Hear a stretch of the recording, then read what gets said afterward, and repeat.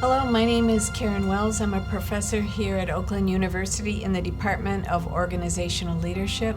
I'm so glad you tuned in to this session. We're going to be talking about mindfulness and mindful well-being, and actually how do we get there during a pandemic. And yes, that is possible. So I just would say quickly that I've been teaching mindfulness in my graduate classes here at OU. I've also taught the doctoral and the medical students here. And we have a program through PACE that allows us to do a number of workshops. So if this is of interest to you and you're saying, I want to learn more, all you have to do is go into the homepage and type mindfulness and you'll be able to find us. So let's get going about mindfulness. I have a couple of goals for this presentation. Certainly to look at what we know about mindfulness. And then also, how does it intersect with well-being? We're actually going to have a couple of voluntary practices that you might want to consider following along with. Whether you practice or just observe, it's all good. I always say it's kind of like if you were to just read about riding a bike but never had a chance to ride one, you really wouldn't know what that was like.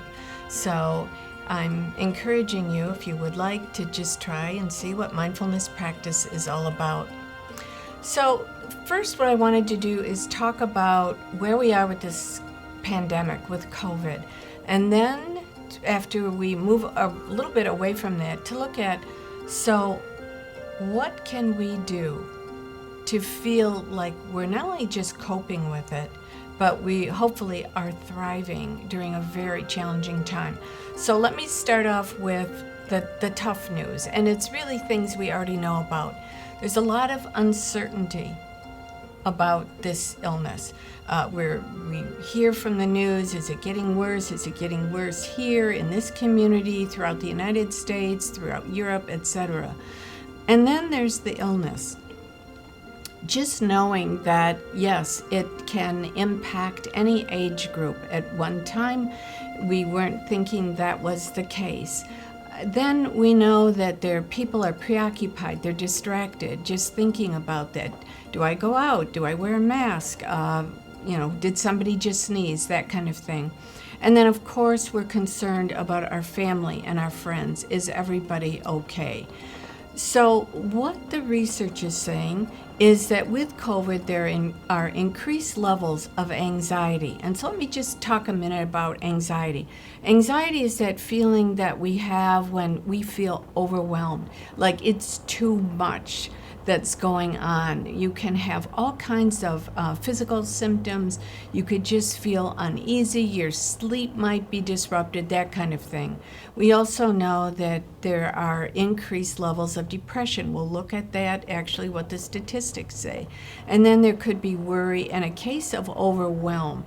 And I think that's what I'm hearing a lot as people talk with me, whether they're students or people that I'm in contact with, and they just say, I'm feeling overwhelmed right now. So what happens at the university level? Let's bring this lens down to OU. Well, if you're a student right now, you have an academic workload. That's part of this while all this is going on. Most of our students are employed, so there's being in touch with people at work. There's our personal stress. It's life stress that we carry with us. And then a really big one, and this was pre-COVID as well, and that is the 24/7 connectivity that we have through our personal devices. We're always connected. We're always in touch. We hear that our cell phone is telling us that we have a text message. And actually, there have been a number of studies that say when that happens, there's often a release of cortisol. A little bit of cortisol helps us to be up for what we need to be ready for. A lot of it, not so much, as we know. And then adding to all of this is the reality of COVID-19. Now, when we hear from the media reports, it's often when they talk about things like worry, stress, anxiety, that kind of thing. Even they might discuss depression as one issue. There's a new research that's out And the people, the scholars working on this are saying what we are dealing with is really a reaction to mass trauma. It's beyond anxiety, it's beyond worry. So what does that mean? So I just want to introduce a term to you, and that's looking at secondary traumatic stress.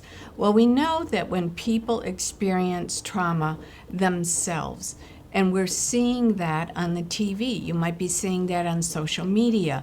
We watched in real horror to see what was happening in New York at the height of their problem when they were bringing in refrigerated trucks to house remains of people who had passed away from COVID. So seeing that kind of thing can create issues for all of us as a witness. You don't have to experience it personally to encounter what sometimes is called vicarious traumatic stress or secondary traumatic stress, and it could be an emotional reaction, intrusive thoughts, avoiding looking at TV, difficulty sleeping, all of those kinds of things. So if you have had some of those issues, then let's look at what are some of the things that are evidence-based that can help us to not only cope, but to move through them. And we know that from research reports right now, depressive symptoms in the U.S. are said to be more than 3 times higher than they were pre-COVID. And that's a pretty startling statistic. So again, evidence-based things that we can do. And my talk with you today is really about mindfulness. And so maybe some of you might practice that if you participate in yoga, you've had mindful breathing, all of that. Let me give the definition that is used by Jon Kabat-Zinn. And he says that mindfulness is paying attention in the moment in a particular way. So it's on purpose. So that would be like me saying, I intend to be with you now. On purpose, in the moment. And the thing that's really impressive to me is that it's without judgment and it's without criticism. So you're not judging another person and you're not judging or criticizing yourself. So I would just indicate to you that I had the privilege of being able to train with Jon Kabat-Zinn for the professional training. And just to tell you, if this really piques your interest and you would like to find out more about him, you could Google his name, and he has all kinds of mindfulness practices that are stored on YouTube, for example. He was a scientist of molecular biology. In 1979, he was teaching medical students at UMass General Hospital. And he had a long practice of meditation. And he talked with the medical people and he said, look, with all of the patients that you're seeing, that you're saying you're going to have to live with that. We cannot do anything more. And I can do something to work with them. And that something is a form of meditation, of mindfulness. So you can imagine 1979, it was not just, yes, let's try it, but through his perseverance and through his evidence that he was writing about, it is now a leading center from all over the world, and people have gone there to take his mindfulness-based stress reduction classes. And by the way, it's in hospitals all over in Michigan as well. So Jon Kabat-Zinn talks about being fully present. And I think we would all ask the question, well, if I'm not fully present, where am I? And that is the issue. It's very difficult for us to be fully present in life. We're preoccupied. Harvard study showed that people spend about 47% of their time mindfully engaged in a conversation, even though they might say, yeah, I'm trying to listen. Has it ever happened to you? You want to hear the weather report, and you're not checking your cell phone for it, but it's on TV, and all of a sudden you think, oh, what did they just say? I missed it. And you can be hoping to hear something, and it's elusive. It's gone by. You might be talking with somebody, and then they look at you and they say, could you say that again? You know it was mind wandering, which is what our minds will do automatically. So if we're not here, where are we? And what we learn from mindfulness is we're either in yesterday, and yesterday is usually a regret. What's a regret sound like? I should have started running when I was 18. I should have saved my money when I had a paper route. I shouldn't have. Why did I? It's all the regrets. So that's usually not too happy. Or it's tomorrow, and that's my agenda, my to-do list. I have too much going on. Before I learned about mindfulness, I was living in the tomorrow. It was always my to-do list. So I'll tell you a little bit about how I took the journey to enter into mindfulness and mindfulness practice. I had already been practicing meditation daily, not on occasion, daily for over 15 years. But two colleagues and I here at Oakland decided to do a study of all the principles in this state. And we found out that next to concern about money, that all of their stressors were personal. Things like a job too big for one, work-life balance that they didn't have, constant interruptions, even a joy too big, or a joy that's left their field of work. So we looked at each other and we just said, what are we doing to prepare people for the world of work? And we concluded either not enough or even worse, nothing at all. Because we already knew, although there wasn't a statistic for school administrators per se, we knew that the burnout rate for teachers was about 40%, for nurses 40%, for physicians from 30 to 60%. So we wanted to see how are we doing in our field of preparing aspiring and practicing school leaders. So I ended up finally working to write a book about mindfulness. At the end of my training with Jon Kabat-Zinn, the professional training, we started at 6 in the morning, we went to 9:40 every night, and I went up to him toward the end of it, and this was over a decade ago, and I said, why are we so behind? Why is this in the military? Why is this in all kinds of corporations, in hospitals, everywhere, but we're very behind in it? And I don't think he's a person to point a finger, but he did this to me, and he said, it's up to you and people you work with to do something about it. So I didn't know what that was going to be, but I felt anointed, and I ended up working to write a book called Mindfulness, How School Leaders Can Reduce Stress and Thrive on the Job. And what I'm going to share with you today is a little bit from that book, as well as other research. And just to let you know that we've expanded here at OU, where we have a mindfulness embedded program in educational leadership. It's at the ed specialist level. I teach that.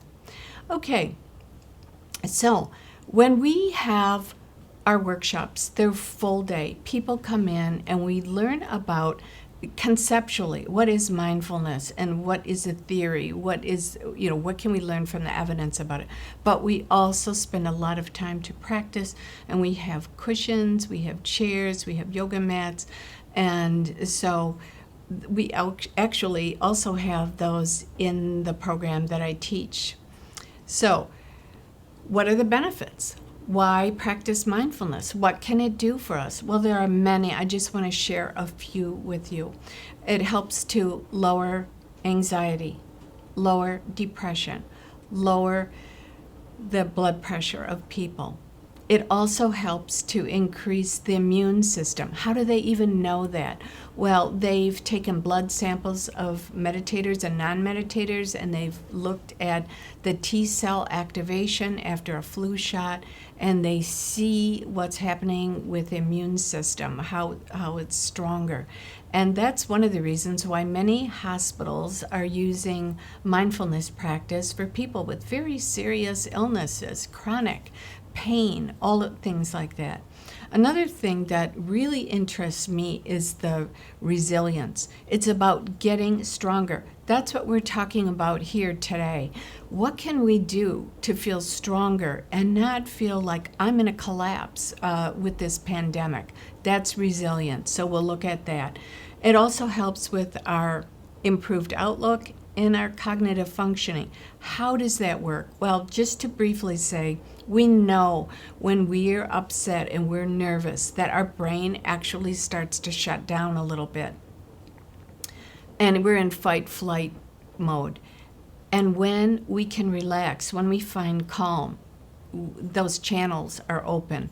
And it used to be with mindfulness that it would be self-reports of people. I feel much better, I feel calm and all of that. And now what they're doing, the neuroscientists, they're looking at functional MRIs and they're looking at changes that actually happen to the brain, where the centers that control the anxiety, like the amygdala, start to shrink, and the areas of the brain that are for our learning and our memory, the hippocampus, actually start to grow. So there are all kinds of benefits, and if you're interested and you look under Jon Kabat-Zinn, you will have access to these and actually many more. So I'd like to talk with you about what mindful self-care feels like, looks like, and how we would do that would be a sample practice. So this is what I mentioned to you as I began talking. And so I'm just going to do kind of a mini practice. And one of the things that I thought might be relevant for this particular program during a pandemic is to look at the thoughts that might be kind of invading our mind and just to look at, so what do we do with them? So if you're ready, and just have my singing bowl with me, I'll just strike it one time, and at the end I'll do the same thing, and then we'll return to this session. You can have eyes open, eyes closed, what's ever comfortable. Find a place that feels good for you right now.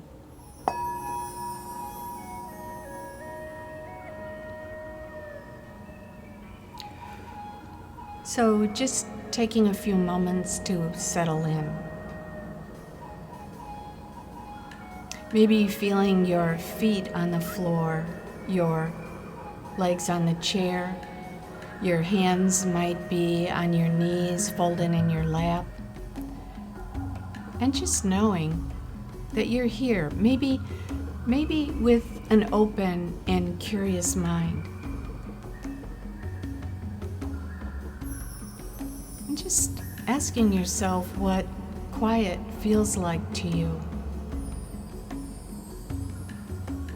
Our worlds are so busy and noisy and rushed, a sense of overwhelm.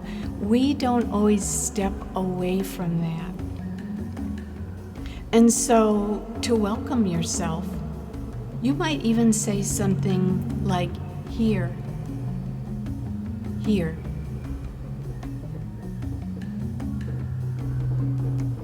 And just taking a few moments to listen to the sounds that are in your room. Maybe from outside your window. There are sounds here in our studio that we hear, and just allowing what's ever there to be there with you.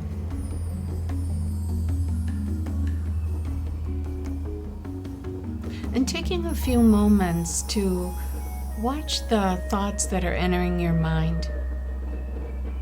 Our thoughts are really like the weather in Michigan. A cloud rolls in and a cloud rolls out. It might be a day where you're experiencing the sunlight on your face, you're outside, you're feeling happy, and all of a sudden a thought comes to your mind and it's disquieting in some way. If you can sit with that for a while, you might be able to gain some insights as to what those thoughts are bringing and asking for your attention. It's called insight meditation or vipassana. And you might say, what is there for me to learn, to experience? Knowing that and this is really an important thing, that you have what I call an imaginary remote control in your hand. You can turn down the volume. You can change the channel. You can unplug, or you can stop by just returning to your feet on the floor, your legs on the chair, and just going back to present moment by what grounds you. And having your feet to the floor is a grounding exercise in mindfulness. You might also watch your thoughts and say something like, thinking, or planning, or worrying, and just watching what's there for you to experience. Noticing how your emotions, how your thoughts come and go at random. And that at any time, just bringing your mind back to present moment, feet on the floor, taking a deep breath. And one other thing you might want to watch with emotions, you might label them like happy, excited, or perhaps on a given day, it's anger. And if you can sit with it, you might notice that anger might change to sadness or even shame. But again, if you're willing to sit with it, in mindfulness there are two expressions. One is feel it to heal it. And the other is what resists persists. So if you're able to stay with your thoughts and just watching them, because we know that mindfulness is not about clearing your mind, it's about seeing what your mind is bringing to you. So we'll go back to our session together, just maybe 10 seconds or so of our own silence. I'll ring the singing bowl one more time and we'll return.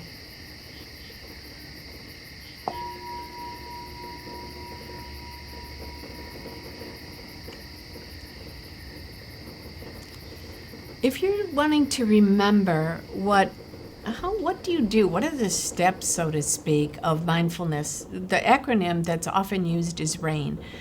R is for recognizing like what we just did, thoughts, feelings.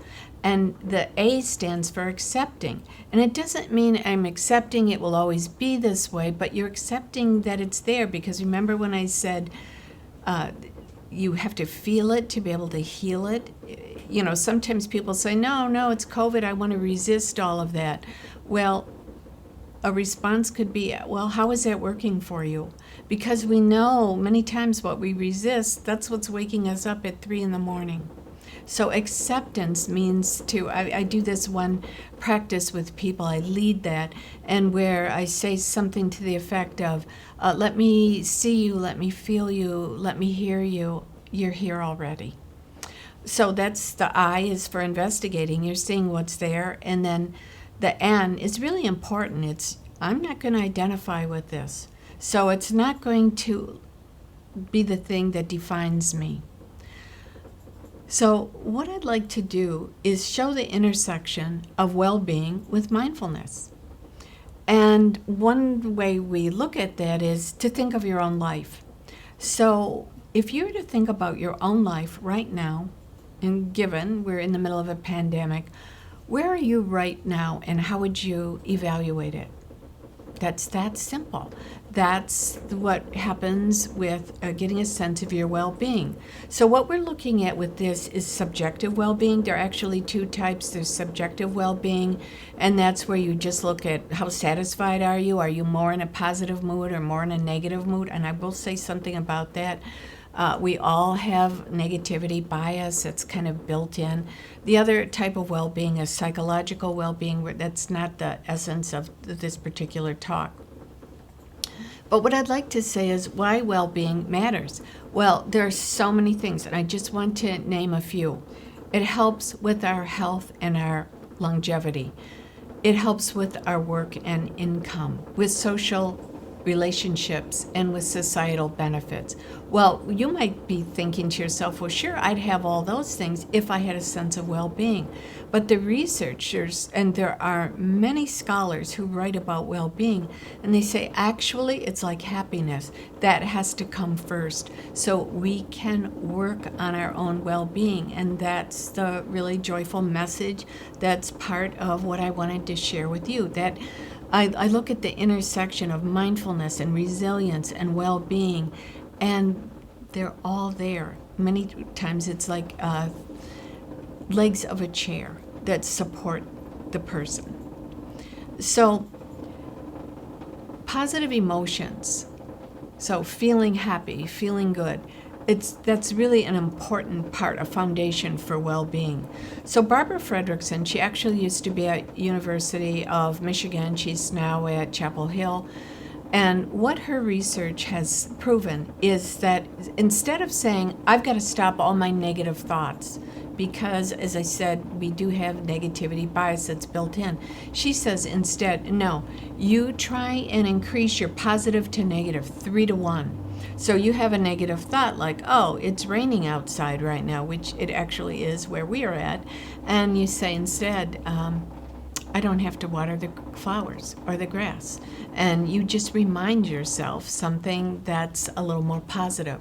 So to develop your own well-being, what does the research say?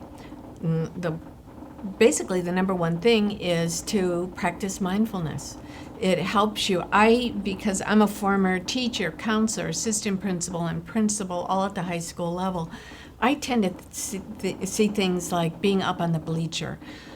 So you're practicing mindfulness. You're up on the top of the bleacher and you're looking down at the field. I don't care if it's soccer or baseball, football, doesn't matter. And you're not part of that anguish, that fight, and all of that. You're attending to it, but you're watching it. You're giving yourself some space, some distance. The second thing is developing gratitude. And I'm going to share with you one of the ways that I help people look at gratitude when we do workshops. So what I call it is looking for happiness in the ordinary.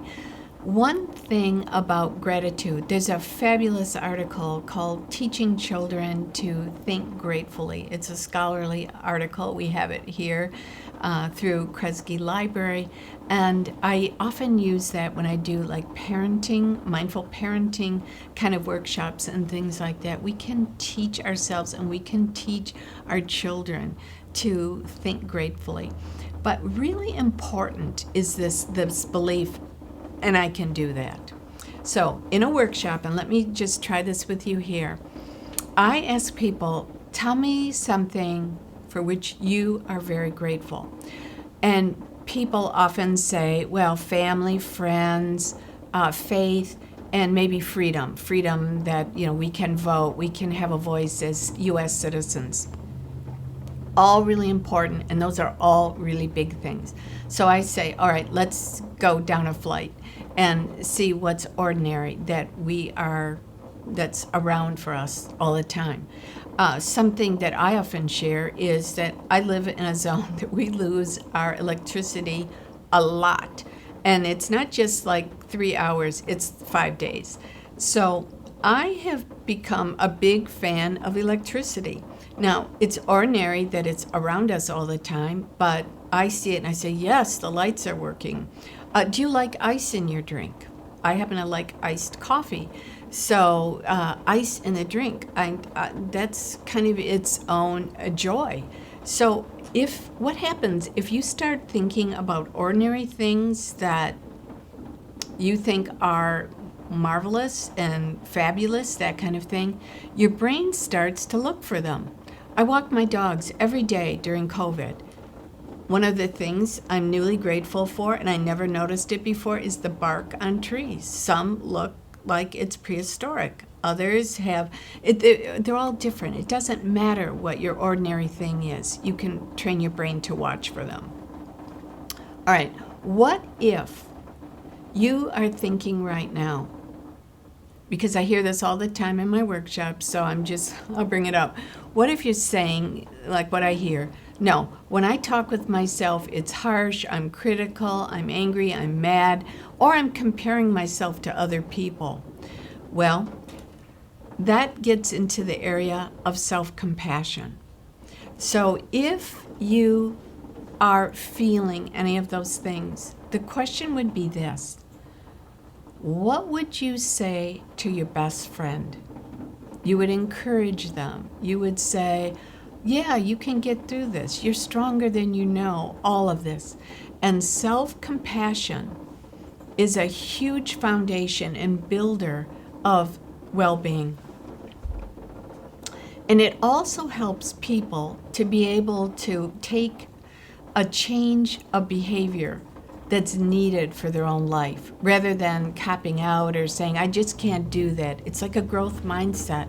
I think I can try this. And what do you say with self-compassion? You might put your hand on your shoulder and just say something like, may I learn to give myself a break during this pandemic.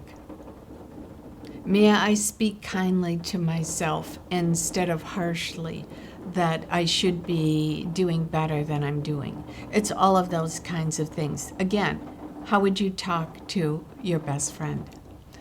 Okay, so if some of these things resonate for you, and I'm really truly hoping that they do, and if you say, well, I don't have time to practice mindfulness right now. If you are looking for the time, you'll never find it. What we know about when we work out, you have to make time, and you have to say, I owe it to myself. And then you could see what it does for you. The research is very clear that with as little as 5 minutes a day in a period of several weeks, that people already start seeing some of the changes that I mentioned to you earlier in this talk with you. So I have a daily practice, and there are many days I don't have time. That's when I know I need it most. So I just close by saying that your well-being is worth it. Your happiness is worth it. And most importantly, you are worth it. If these things, again, if they interest you, PACE, P-A-C-E, through Oakland University, we're going to be listing all of our programs. They'll be virtual, on finding a virtual calm during a pandemic. And we're putting these together right now. If you're interested, all you have to do is contact the PACE office. I just close by wishing you the best, and that you find mindful moments, not just during this pandemic, but always, to build your sense of well-being. We'll close with this singing bowl. Thank you again.